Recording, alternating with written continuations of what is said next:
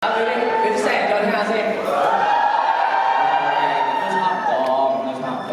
咁啊，今日咧，我哋一眾嘅呢一個愛情顧問咧，咁都會有好多嘅活動同大家去發生嘅。因為我哋成個 Always Need Love Songs 嘅 project 咧，就上年12月開始啦，咁就推出咗第一首歌，就係 Me 啦，同埋阿 Phil 啦，同埋 JB 一齊唱嘅《殘存啟示錄》啦，大家有冇聽啊？